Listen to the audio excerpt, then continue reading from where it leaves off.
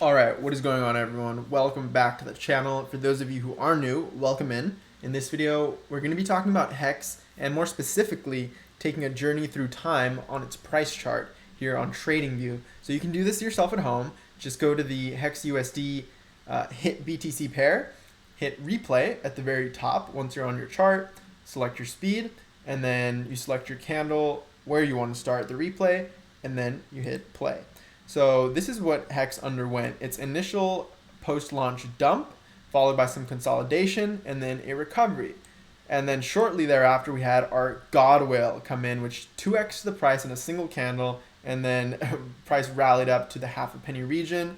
Obviously, since we were in hyperinflation, we saw consolidation for a few months actually during this time, hit that same level of resistance. Here's our pre-big payday hype pump right here, where we reached about a penny and a half right here.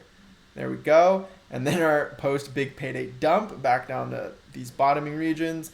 A nice recovery, forming some market structure around the point, around the 60% of a penny to 1.5 pennies before we actually went ahead and came back down for our final support into this region before it was blast off into the 6 penny region, our nice ascending triangle. Then we had our pump to the 10 penny region, further consolidation, and then you know what happened from there. We hit 20 cents, and here we are now. So that was sort of just a quick replay of what the price of HEX looks like over time. So we'll go ahead and switch over to Uniswap because it doesn't have this ugly wick, which probably just happened on some illiquid exchange, probably filled on very low volume. So it looks ugly on here, but something like this makes more sense to the actual value, right? Actual traded value, because you're on a DEX, right? You're on a decentralized exchange. So without rambling too much on that end, this is the price chart.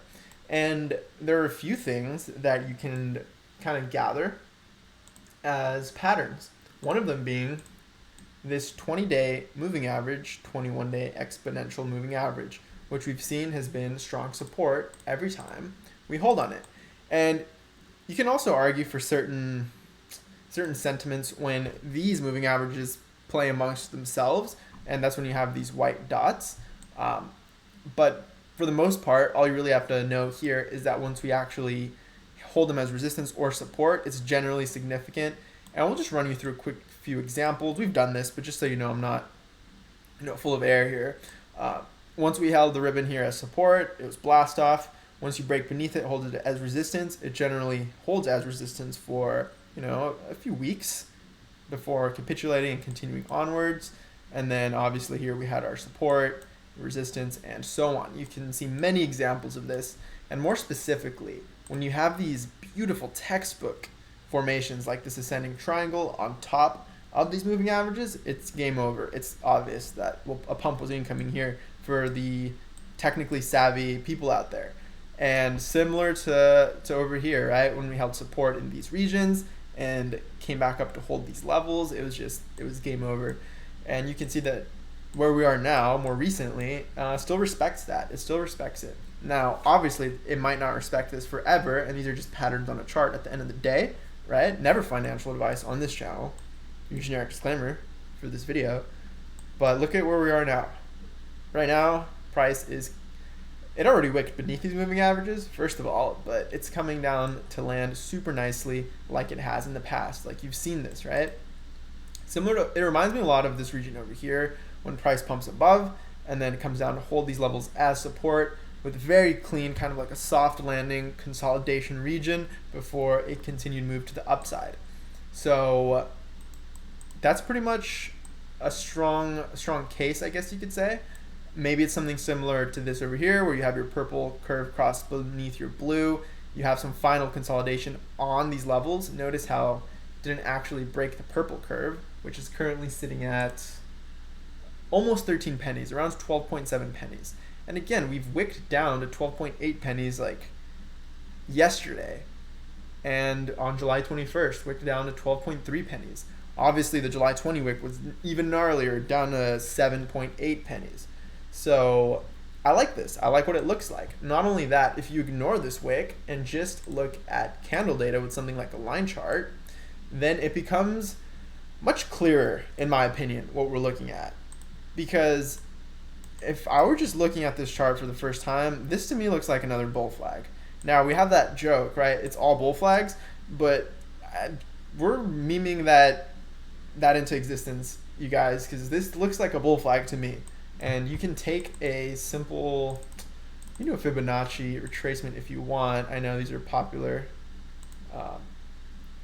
So if you take a Fibonacci retracement for just this move, then we've actually already retraced to about the, what is this, the 50% Fibonacci level. Obviously that wick came down beneath the red, but if we're just looking at something like a line chart, then we've already retraced half of the flag, so to speak, which usually these levels hold significance. I'm not too much of an expert on Fibonacci retracements, to be honest. I just know you use them more or less to measure where you could retrace back to. And the 50% or the 38.2% are generally good, strong support regions, I believe. So that would correspond to the 12 to 13 cent region, which is corresponding to the our moving averages. So just to not make this super messy, I think this general region of about 12 cents is strong support. Now, I don't have a crystal ball, so literally anything can happen. 20 cents, a dollar, 10 cents, 5 cents, I have no clue. I literally have no idea. So just wanted to point that out if that wasn't clear already. But I think things look good. Now, there's been a supply sink with the pulse chain sacrifice phase where a ton of HEX has entered the sacrifice address, and I'm keeping tabs on it because it's still the second largest HEX holding wallet on all of Ethereum. It's only 20 million HEX shy of being the top holder, so that's a few $1,000,000. So that's a pretty interesting point I also wanted to bring up. Let's see if we take a look at these charts just to finish off the video. I want to look at some of these some of our LookIntoHex.com charts, which you can check out for yourself and follow along real time. So these have been updated for the day. Let's go ahead and zoom in for you and look at our regression rainbow. So here's our equidistant model, and you see the ETH extension on its regression rainbow underlaid on this chart, so you can kind of get an idea of where we could be going. Again, this isn't a crystal ball, but it does tell us, yo, look, Ethereum did this relative to its price points and its linear regression fit on its chart in its early days. So look what HEX has done, and let's overlay them with each other and see if there are any similarities. And we've touched on this multiple times on the channel, the sheer similarities. Like, these similarities are uncanny. We've also touched on the fact that the Fibonacci space model, I'm a little closer to this one just because I'm a mathematician at heart at the end of the day, and I find that if you give every single level significance, that it's just a more robust model. And so this is more or less the same as the above one with just more mathematical significance, in my opinion. And here we have the same thing, except where the, what is this, the orange, yellow, cyan, and purple curves are Fibonacci spaced. And so you see that we're actually sitting on yellow, more or less. Like, we came down to test yellow, and it seems to be holding it nicely. Look at what Ethereum did back in the day. It pumped up from the red all the way to the green. What did HEX do? Red to green. Okay, beautiful. And then came back down to yellow, consolidated for about a month and a half, almost 2 months, before continuing on to higher levels like cyan, purple, and pink. So we've touched on this idea that these levels are moving up, and the longer we take to actually move up to these levels, if we do, following a move like this, for example, the better it is, because these levels are moving up. So let's say we consolidate around yellow and green for another month or two. Then we're looking at, what is by the end of August, we're looking at 20 to 30 cent HEX by the end of August. If we continue some consolidation around here, and then by that point, late August, your blue curve is sitting at 42 cents, your purple curve closer to 70 cents, and your pink curve is already over $1 by that point. So just some things to keep in mind, right? You can monitor these charts real time for yourself, draw your own conclusions, hover above, do all that cool stuff at LookIntoHex.com/regression rainbow for this chart specifically.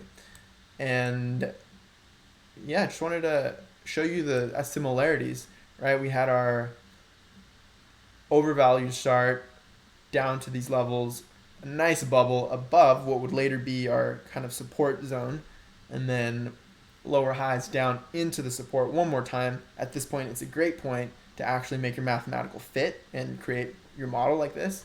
And then from then on, you more or less try to repeat history, or try to rhyme at least. So I think things look good for the near future, for the next, I mean, I'm bullish for the next year at the earliest, right? At the earliest, I'm potentially bullish for longer, but I think the next year, I mean, just seeing what Ethereum did and the fact that HEX is overperforming Ethereum's performance. So I feel like comparing these two models is actually a great thesis, right? HEX versus ETH RY from launch, and HEX versus ETH regression rainbow. Because you look at HEX is outperforming Ethereum in speed and in appreciation, both simultaneously. All right, if that wasn't amazing enough, well, look at what Ethereum did. So why wouldn't it be the case that HEX could do something similar, if not greater? And we've talked about the absolute bullishness of these targets, which October, the pink curve corresponds to $2, and we've talked about this. Whereas in May, the pink curve corresponds, May of next year, it corresponds to $20 to $30. So this is why I'm still talking about it, right? If I didn't think HEX had the potential to do these kind of multiples and reach these kind of levels, I wouldn't be talking about it. I would be doing you a disservice to be showing the top to you. You know what I mean? Like, it doesn't make any sense. Now, obviously, short-term volatility, even long-term volatility, it's in the game. It's in the game. Crypto goes up a lot. It goes down a lot. It does things you couldn't imagine. It sometimes takes longer than, right? What's that saying? Markets can remain irrational more than you can remain solvent, or something like that. You get my point. The point I'm trying to make here is that there is extreme volatility in crypto. I have no idea how I got to this point. Just absolutely ranting. But I do think that this is a great guide to where we could potentially be going. Again, do I think it will play out exactly the same? Probably not. But similar? Sure. I already see enough patterns to where I think this is a strong thesis. So not only is HEX outperforming Ether, but it's also outperforming BTC from its inception, which I just love this chart so much. So it's just such a good chart. Like, HEX is outperforming everything, not only now, but comparing to when other huge project launched, right? Other huge projects like Ethereum and Bitcoin, it's crushing those too. It's time traveling and crushing those. The final one I wanted to point out, the final chart, is actually our quarterly ROI. We were touching on this chart a lot early in the month, once the new quarter actually started, and I feel like it's fair to give you an update now that we're almost a month into the quarter. So we're almost a third of the way there. Not quite, but almost. So the pink curve is Q3 2021 present quarter. Remember, early on, we were outperforming literally every single quarter to date, and I was pretty bullish at this point. I'll be honest. I was saying, look, if we continue to do this, look at what Q2 of 2020 did, this orange quarter. Again, you can check this out for yourself. Just look into hex.com. You can check out all these charts real time, updated every single day. And now where our current quarter lies is not outperforming the top performing quarter, but it actually came back down to our average.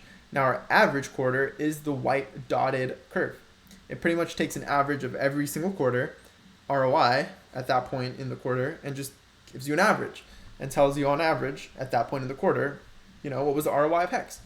And at this point, right, day 25, on average, HEX has doubled 1.9. It's done a 1.93x from the beginning. And currently we're sitting at a 1.77x. So we're pretty close, right? We're pretty close. So I think it's fine that this has reverted to the mean, so to speak. And you see that with a lot of these quarters kind of running up into we had a peak on day 37 for Q2 2020, peak on day 37 for Q1 of 2020. This green one had a peak on day, 33.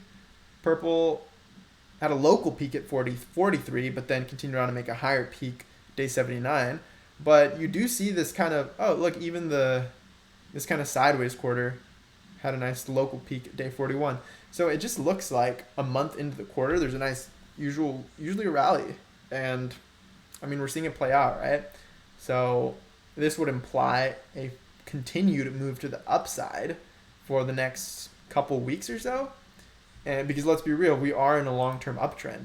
Like this stuff, sure, what is this, a dip for ants? We're in a long-term uptrend when you look at the daily, the weekly, the monthly charts, right? We have our higher lows, much higher lows, and our higher highs. Currently, looks like we want to form a higher low. Just my opinion. All right, leave a thumbs up if you like this kind of HEX quantitative hybrid technical analysis, and subscribe. Let's get to 4K. We're so close. Thank you guys for all the support. Leave your questions, comments, suggestions, all that down below. Make sure to go ahead and check out the website. You guys seem to be liking it a lot, so I do appreciate the interest, the support, the traffic. It's all amazing. And yeah, just wanted to give back to the community, so that's what this website is for. First link in the description. Thanks again for watching. Catch you all in the next video. Peace.